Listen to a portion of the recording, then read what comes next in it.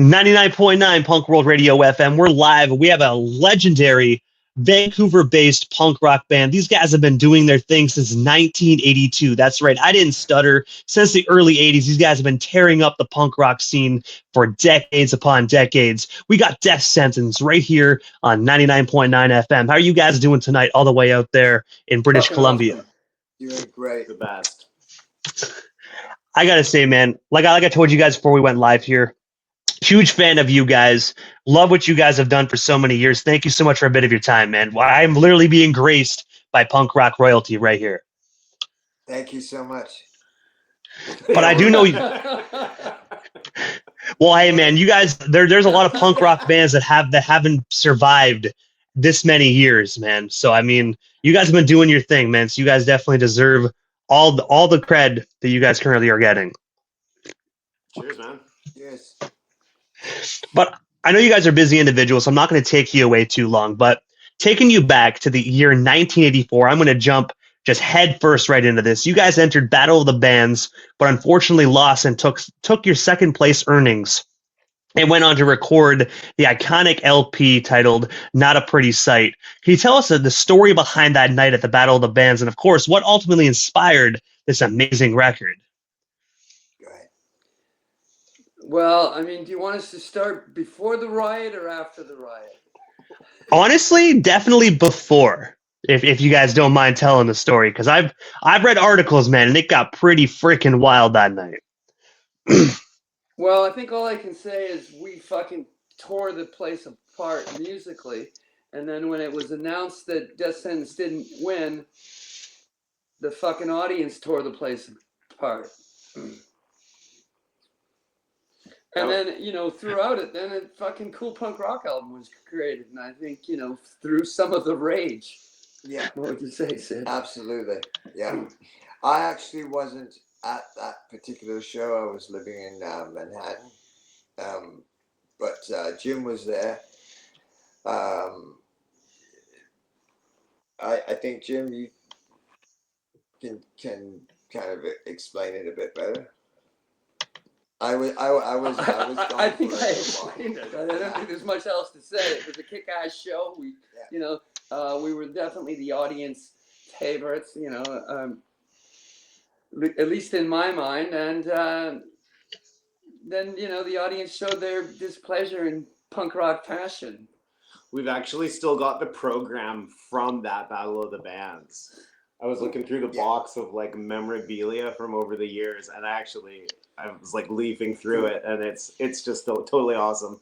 There are photos and interviews from the show. It's the original pressing from then. It's pretty cool. And I can say about the Vancouver scene in the 80s was the fucking scene was super cool, super supportive. Everyone that was even in everyone was in a punk band. It was it was a fucking era of punks playing punk, watching punks, getting inspired by each other. And it was a great time to be playing punk rock. And I think, flip forward, I think the same punk rock is more relevant now than ever. And, it's as fun to fucking play. So hell yeah.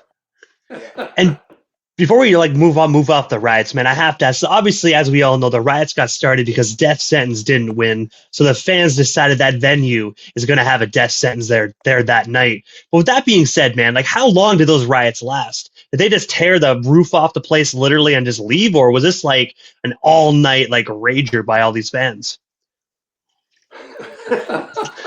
I'm just intrigued, man. I wish I could go back. I wish I could time travel to the 80s and be a part of that. I'm not gonna lie.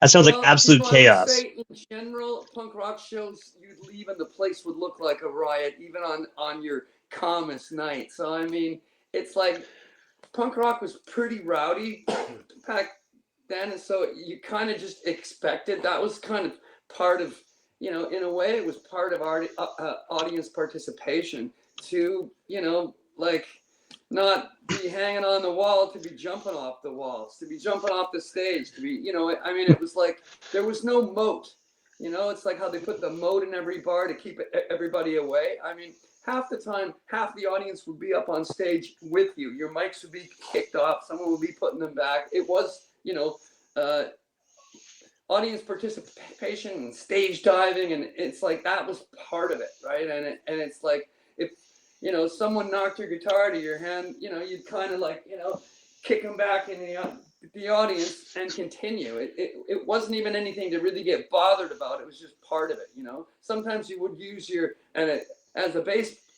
player. Sometimes I'd use my bass as a weapon to, you know, as people were getting out of hand, you'd kind of fucking poke them back. But it was also kind of part of it. It wasn't personal. It's like, you know, you were getting into it, and it's like sometimes it over elevated you, and you fucking freaked out. And afterwards, you're like, "Oh, sorry, I threw a beer can at your face, Sid. I love you, man." You know, that was part of it. Yeah, And obviously these riots. Oh, my apologies, man. Oh, yeah, I was just gonna say, like basically in that time period, you know, when we came out, we were considered the second wave of punk in Vancouver. You know, you had D.O.A, Subhumans, Pointed Sticks. They were the first wave, and we were the next wave, and there were a bunch of like Jim played in his band, The Fits. I went into Death Sentence. And then we came together, you know, around that time, around 1984, and have been together since. Well, Jim and I have anyway. But it And was that it was a really cool moment in Vancouver, you know, punk rock history. And I'd say in Canadian punk rock, it was Yeah. it was really, you know, the kind of you know, it was when punk was totally indie and do it yourself, and you know, people recorded, you made a tape, and you fucking sold the tape at your show, and you know, you got in a van and you went across Canada with your box of tapes, and you know, stayed at other punk rock houses and joined up with other punk rock bands, and not to mention, man, as not a pretty sight, I just have to say before we move off the topic of the riots and this amazing LP, Feel Fucked and Dawn of the Dead is two of the best songs in my honest opinion by Death Sentence, man. well, thank you. Excellent, thank you. And also as well, even before Not a Pretty Sight, you guys actually released a demo where not one but two of the songs off that project actually landed on the Undergrowth compilation. I was wondering if you can just tell us a story behind that compilation record, and of course, how did you guys ultimately get your music on that project back in '84? Well, in actual fact, it was D.O.A that helped us do that first demo, which was recorded in 1982, end of 1982, and we lived in a punk rock house in East Vancouver. D.O.A lived there. It was a huge house, and you know, bands like from Seattle would come up, and you know, a lot of famous musicians now used to come there and stay there, and basically, what was the question? You were asking about the Undergrowth comp. The Underground. Yeah, the Underground comp. We recorded that at in the basement of our practice space. We had this house on the outskirts of Vancouver, a few miles out, maybe 8 miles out, and we recorded it basically in the basement, and it was sent down to Alternative Tentacles down in San Francisco. Tim Yohannan, who was around at that time, he gave us great reviews on it, and basically the ball started rolling from there. And Undergrowth was stink. Yeah, our manager. Undergrowth was a small label that was actually run out of a local record store. Yeah. And did a couple of, I think that's actually the first record was first pressed on Undergrowth before it became a Fringe product. Yeah. And like kind of basically turned that demo into Not a Pretty Sight, and that was the first release of Not a Pretty Sight was on Undergrowth. Yeah, and then we moved on to Fringe Records in 1986, early 86. And when you guys said you actually lived in a punk rock house with D.O.A, I can only imagine some of the crazy gnarly shit that actually went down in that house. I have to ask, man. I feel like the statute of limitations is way back in the 80s. All that shit's over with now. So what's one of the most craziest things you guys actually did in that house that you wish you could share right now? I mean, I don't go too deep, but I mean, what's the most craziest shit? Like, kind of let your imagination get carried away with you. It's like whatever could possibly happen in a house happened in that house. Whether it was drinking, whether it was fucking, whether it was drinking and fucking, and there was a lot of music. The Plaza actually was a punk rock house that was probably around, like, the first time I went to the Plaza, I was probably 14 years old, because it's like they had parties there constantly, and so it was like, probably one of the first places I saw D.O.A play was at this punk rock house. It was a huge house in East Van that would then also host out of town bands, so there was always bands playing in there. There was, at any given day you would walk in, 5 minutes later, you'd be drunk and you'd be fucking, you'd be singing, you'd be, it's pants would be on, pants would be off, but there was always music being played, and just fucking crazy shit. Like, it's how they always say, like, in Vegas, there's no time. Well, at punk rock houses, it's like there's no day, there's no time. It's not day, it's not night. It's just, it's going. Yeah, absolutely. And also as well, Doug left the band at some point and was ultimately replaced by Gabe Mantle of Gob. I was wondering if you can actually just tell us a bit more about the story behind how you guys met Gabe, and of course, what led to him joining Death Sentence way back in the day. Well, so I'll just tell you one thing, and I'm a rambler, so it's like,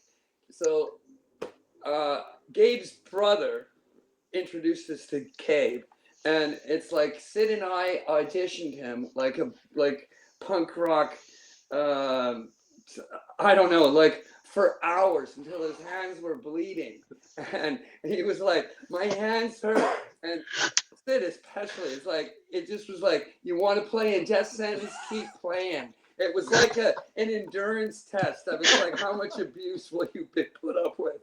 And he was great from the get-go, but that wasn't good enough. It's like, can you do this? Keep playing. He was like, yeah. And to note, at that time when we got him, he was like 17, right? So we were a bit older than him. And meaner. And meaner, yeah. But Gabe was fantastic. Yeah. Right from the get-go. Yeah, from the time he sat down, and that's why it's ironic that we were just like, do it again, and he was great from, and of course got better, but it just it clicked. It clicked right away. I think we liked him right off the bat, and he had really long, beautiful curly hair. We called him Gabe the Babe, and he was the like Fabio heartthrob of the band. See, I will say this, guys. I've known Gabe personally since I started Punk World Radio. He's one of the first people I interviewed on the station. Then we became friends. I've only seen Gabe with either really, really short hair or bald. I have to say, the long hair, I cannot picture Gabe. I know you're going to see this. I'm sorry, man, but I have to track down a picture with you and that long, luscious locks. I have to see that. It's hard for me to picture it, man. Get one right now. Yeah, well, you can imagine, handsome man. He was a beautiful young 17-year-old. Yeah. Man, but he went on to be a superstar, man. Like playing with Gob, multi-platinum. I mean, he's definitely. I also congratulations to Gob as well, doing their I think it's their very first overseas tour, man. Should have happened years ago, but I want to just give them props and say, good for you guys for finally getting that done, man. Yeah. Yeah. Gabe's he actually practices in the same space we do now, so we see him quite a bit. He's still our He's mate. awesome. He's awesome. Yeah, absolutely. And also as well, in 1994, Pete Keller unfortunately passed away. And for the listeners that might not know this legendary member of Death Sentence, I was wondering if you can actually just tell us a bit more about Pete behind the scenes, and of course, one of your most fondest memories you shared of him. Well, for a start, he didn't die in 1994. He died in 1997. And yeah, Pete was really special. He was a very unique person. He was German. That should tell you. And I'm British, and so we used to knock back and forth about that. But he was he was amazing. Great songwriter. Him and I worked together on most of the songwriting. I think also Pete was hilarious. It's And like Pete could walk into a room that was like a dead room of like morose people, and in 5 minutes that room would be laughing and yelling, and it's like he had like a light that he could bring in, and he was a hilarious individual. He had like you know, multiple hilarious quirks that he just leaned into. He was just like, he was a funny character who was also a great frontman, great singer, and just kind of just cool guy. And yeah, like everyone liked him. He was one of those people that just people just loved right from the get-go. And I got to say as well, I know it's been years, but still, my sincere apology for your guys' loss, man. I mean, such a talented, amazing musician, man. Yeah. Like they always say, the good die young, but like, I mean, I wish he would have been around a lot longer, man. I can only imagine what he would have did in punk rock if he was still here today. Absolutely. We discussed that sometimes. Yeah, he was one of the punkest people I ever knew. You know, loads of fond memories. Also, we pull up to Winnipeg, and you know, we see a bunch of punk rock. You know how hot punk rock girls hanging out on the streets. So we pull up our bus alongside. The girls come aboard, and you know, Pete pulls out his dick, staples his bag to the table, and he had those girls in the palm of his hand. It's like you'd think they'd be like, "Oh my god," but no, it's like his hilarity was like, you know, he was like outrageous, and it's like somehow he delivered it in this way that it's like then those girls couldn't leave his side. Like it was just like I'd look at him like, what just happened here? You stapled your ball to the table, and you're walking away with a table full of beautiful women. Like, all right. And I have to ask, I honestly, I don't feel like talking about Pete's balls. I mean, you know, God bless his soul, but I have to ask, man, did he at least wrench in pain or say ow at all? Or did this man just staple his balls to a table and look them girls dead in the eye and go, hey, baby? Exactly. No pain, nothing. Not pain, just like it was a normal thing. Yeah.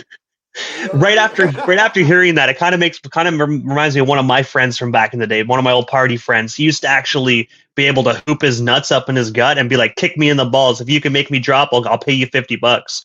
He actually can suck them up. So when you kick them, you're kicking nothing but just skin. Well, you know what people will do. So he made a lot of money like that. So I mean, Pete could have stapled his balls to freaking, you know, tables all the time and made some money out of it, you know? Yeah. So do you want to know who's in the band now? Most definitely, yeah, man. Yeah. Okay. So to my left here, Christoph, Jimmy, and myself, Sid. So you guys are a trio now. That's kick ass, man. Yes. And so the demo you mentioned earlier, we're actually taking some stuff off that demo, re-recording it, and plan to re-release it. So that there was a handful of songs on that early demo that we planned to, that we're not planned to, we're doing some cool shit with. And so expect some old new songs to come out there. Yeah, along with new material as well. And I guess I should actually ask this because obviously, you guys already did the demo years ago. Now it's getting reissued and re-recorded. How do you feel about being actually in Death Sentence now and all being able to have put your own twist and touch on such an iconic demo that literally built the foundation of this band that you are now a part of? Good I question. think that question was for Christoph. Oh, is that Yeah. directed at me? You were on the demo. It's unbelievable. And the license that these guys are giving me, like creatively, it's like fertile. Those original songs were like, they're like old school first generation punk rock, So now like we're like dissecting them and putting them together in new ways, and like they are just fucking firecrackers, man. I'm so excited to share them with the world. I was listening to this one track we did last weekend like 30 times today. It's just fucking it's fantastic. I'm fired up about it, and I'm my own worst critic. So when you say like they're letting you actually put your own twist on things, and I know you can't release too many information. It's not released yet. You got to leave some surprises for the Death Sentence fans. But I have to ask, man, what new twist did you put on this demo? Like, how far did they let you go with your own creativity?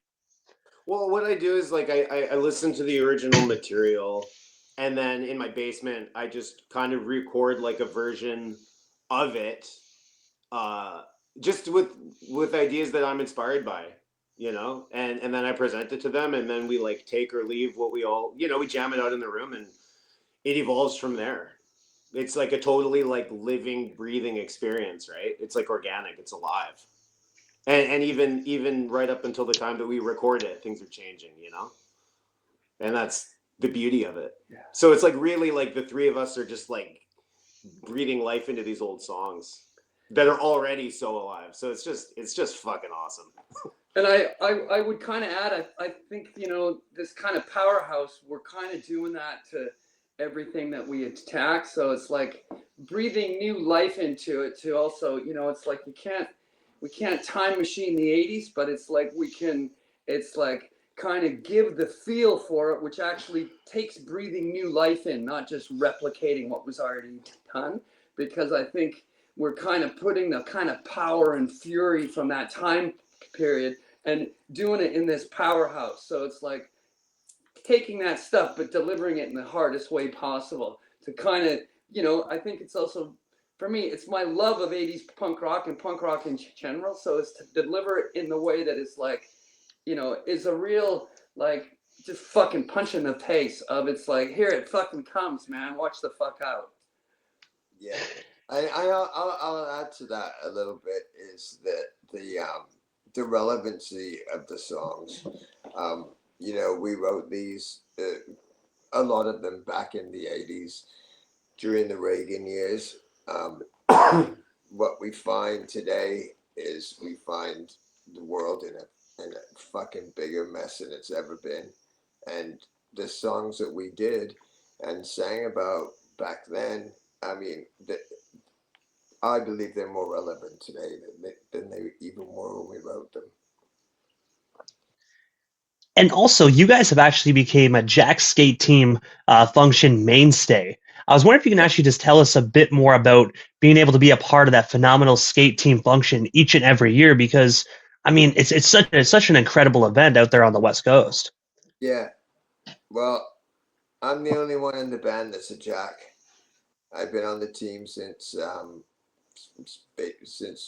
beginning when it came to Vancouver in late '84, and but we all, we do things for the Jacks team. We play Jacks team annual shows and that, and they're all our mates, and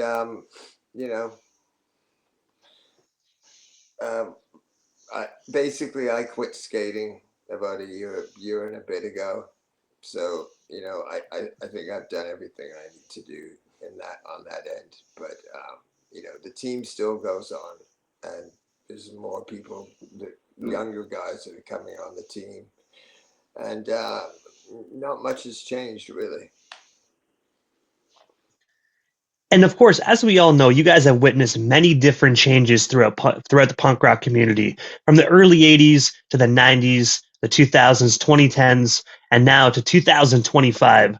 What was the Yeah. punk rock community like back then versus today? Like, do you guys find it's difficult sometimes to kind of transition into today's punk rock? Because everything's so social media driven, which back in the day, all you had to do was to sell your tapes out of the trunk, sell them at shows. Everything's now digital now. You guys have literally went through every single generation of punk rock. Yeah. And I think it's also swinging back, like vinyl's coming back. People are, want to get out there and actually see fucking live punk rock shows. So, um, different, but maybe the same. I feel that people are also pissed off and, and want an avenue to, go like, fuck this shit, man. Like the world's going down the toilet and I'm fucking pissed off. And I think they're happy that people are fucking screaming about it and evoking this kind of, I would call it old school punk rock, but I think it's like we're back there again. And I think I see a lot of kind of new punks that, and I would say new punks by just their age, but it's like, they're out there at the same shows and they're in the front of the pit and they're wanting punk rock. So. And speaking of being at the shows and wanting punk rock, you guys have been doing so many shows lately. Do you guys have any current shows currently coming up that the fans of Death Sentence can come on out to and just join the mosh pit and just rock out to some fucking killer punk rock? There's a really awesome initiative here in Vancouver called Dolph, which I would let Jimmy give a better explanation of than me. But we're playing a fundraiser for them on October 5th. Then we're up in Squamish on October 24th. We're on the Sunshine Coast in Gibsons and Powell River at the end of November. And then we're on the island, Nanaimo and Victoria at the end of December. Then we got another show lined up for the end of December, and then another one for the end of January. And we've got lots more. We got lots coming up after that too. So we're filling the schedule. Well, hopefully, Death Sentence will make its way down to the East Coast, man, down here in Ontario, because I think you guys would absolutely tear up the Montreal scene, man. We get a lot of great punk rock bands down here, man, but we freaking need Death Sentence down here. Hey, we just absolutely. This is all in the plan. We're just, I think we're working the machine over here on the West Coast, and when the machine's ready, that's when we annihilate the country. Yeah.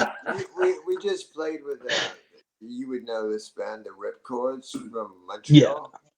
Yeah, we just played with them. They're just fantastic bunch of guys, and they really would like to get us out into the Montreal area and do some touring in that part of the country. So that's definitely something we're gonna do. And one of the last questions I have before I start wrapping things up here, guys. I do know, obviously, you guys are remastering and reissuing the entire demo with a new twist to it. But with that being said, do you guys have any plans to actually create original material with this brand new Death Sentence trio lineup? Absolutely. Yes. Absolutely. We've got, like we just got out of the studio just a couple of days ago. We're going to be going back to the same studio, and we basically have pretty much an album's worth of material that's going to be coming out in the next few months, and it's new material. And I have to ask, guys, is there anything we happen to miss during this evening's interview that you still want to touch on, talk about, or promote? Well, we still got you here on 99.9 FM this evening. Anything I missed that you still want to touch on? December 6th on AP Records, we have a track that's going to be released on a compilation. It's called This Is Canada, Not the USA. Shout out to BG. Thank you for inviting us to be part of it. That's probably the biggest thing. Yeah, isn't it December 10th? And I December think 6th. I'll just say, super stoked that people keep listening to punk rock, and go to shows, make your own punk rock band. The world's in a shitty place. Let's get together and at least sing about it. I'll drink to that, guys. Hell yeah. Yeah, absolutely. Before we actually part ways here tonight, guys, obviously I know how to follow Death Sentence on social media, but for the fans that have not hit that follow button, where can they go about following you guys across all social media platforms? That way they can stay updated on everything, these shows, the demo, the new album, the compilation. You guys are freaking busy, man. Where can we keep track of all this gnarly shit? The only place to find Death Sentence is on Instagram at Death Sentence 1984. I think. Yeah. Well, I got to say, guys, first and foremost, thank you so much for taking the time out of your busy evening, for sliding into the radio station and just talking about everything Death Sentence, from the history at the beginning right up until now. It was such an honor to chat with such a legendary punk rock band within Canada. You guys have been killing it since the 1980s, and you guys are doing it just as freaking hard this year in 2025. So all I got to say is thank you so much for paving the way for so many legendary punk rock bands, because even though you're in Canada, you guys help pave the way for every punk rock band across the globe, man. So thank you so much. If there wasn't Death Sentence, we wouldn't have Belvedere. You know what I'm saying? We wouldn't have all this. So guys, thank you so much for all you did for punk rock. You paved the way. And I cannot wait to hear the new music when it drops, man. I can't wait to get my eardrums totally fucking drop kicked. Thank you so Fucking much. A. Thank you so much for having us. And, fucking A, man. Hey, man, you're most certainly welcome, guys. Hopefully when the new album drops, we can get you back on and we can do this all over again. But for now, have yourselves a phenomenal night out there in Vancouver, British Columbia. Thanks so much. Okay. We look forward Have a to good it. one, guys. Okay, you too.